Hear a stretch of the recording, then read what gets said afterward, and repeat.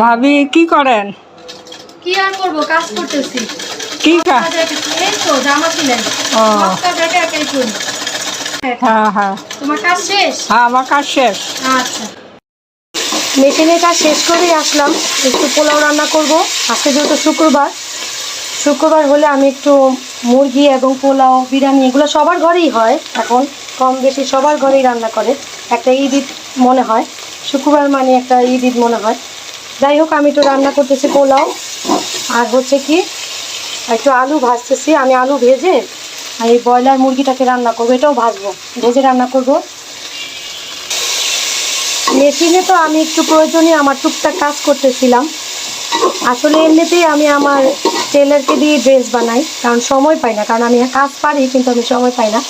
আজকে কিছু হাতের কিছু কাজ থাকে না, যে অল্প টুকটাক কাজ যেটা টেলারকে না দিয়ে ঘরে করা যায়, ওইটা করতেছিলাম। আর আজকে আপনাদের ঘরে কি কি রান্না হয়েছে অবশ্যই জানাবেন কিন্তু কমেন্টসে। আর কে কী খেলেন, দুপুরে কে কী খেলেন, এটা তো আমি দুপুরে করছি, আমি ভিডিওটা দিব রাত্রে ইনশাল্লাহ। আপনারা কে কী খেলেন জানাবেন কিন্তু।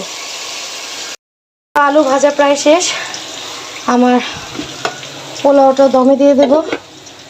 আমি এখানে আবার মাখায় রাখছি একটু, যে মরিচ এবং লবণ দিয়ে একটু মাখায় রাখলাম। চলেন দেখে আসি আমার দুইটা ছেলে কি করে। ওরা খুবই দুষ্টামি করে। কি করো আয়তানাস? ও মা, আনাস এখানে আসো তো। তুমি কি পড়েছো, এখানে আসো বলো। এটা কি? আনাস পড়েছে স্পাইডারম্যান, তাই না আনাস? হ্যাঁ, মাশাআল্লাহ বলে যাবেন। আয়াত, আয়াত শোনো না, এখানে আসো। আয়াত, তুমি কি পড়েছো? হাল্কম্যান। হাল্কম্যান, বসো।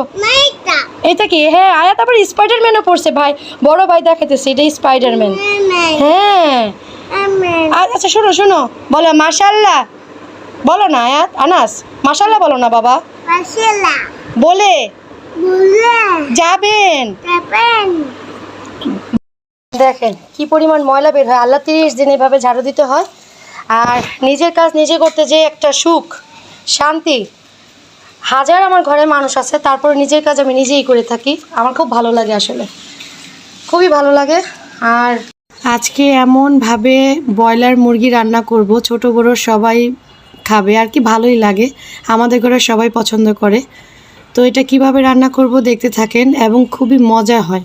সবচেয়ে বড় কথা, কম উপকরণ দিয়ে কিভাবে মজা করে রান্না করা যায়, মজা লাগে, অনেক লোভনীয় হয় আর কি। এখানে তো আমি চিকেনটাকে সুন্দর মতো ভাজা ভাজা করতেছি, আর হচ্ছে পোলাও হয়ে গেছে। তো দেখেন আমি কিভাবে রান্না করি। প্রথমে কড়াইতে আমি তেল দিয়েছি, তেলের সাথে মধ্যে আমি ওটা আর কি ভিডিওটা ক্লিপ করতে আর কি ভুলে গেছিলাম। প্রথমে কড়াইতে তেল দিয়েছি, তারপর এটার মধ্যে তেজপাতা, গরম মশলা যা যা লাগে আমি দিয়ে দিয়েছি। তারপরে পেঁয়াজটা হালকা বাদামি রং হয়ে যাওয়াতে আমি আদা রসুনটা আগে ভালো মতো, আদার যে গন্ধটা, রসুনের যে গন্ধটা, সেটা আমি কিন্তু ভাজা ভাজা করেছি। একটা কথা, মুরগিতে কিন্তু, ব্রয়লার মুরগিতে আর কি, মুরগিতে কিন্তু একটু রসুনের পরিমাণ বেশি দিতে হয় আদার থেকে। আমি জানি যতটুকু, সেটাই শেয়ার করছি। আর আর কি দিব, হ্যাঁ পেঁয়াজ বাটা দিয়েছি। তারপরে পেঁয়াজের পেস্ট আর কি, কাঁচামরিচ, টমেটো যদি আপনাদের না থাকে ঘরে তাহলে টমেটোর সস দেবেন, খেতে দেখবেন খুব ভালো লাগবে। তারপর হালকা একটু চিনি দিবেন, এটা টেস্ট আরও বাড়ে। ধনিয়ার ফাঁকি দিবেন, মরিচের হালকা ঝাল অনুযায়ী দিবেন, লবণ দিবেন। ব্যাস হয়ে গেল কিন্তু সুন্দর মতো মশলাটা।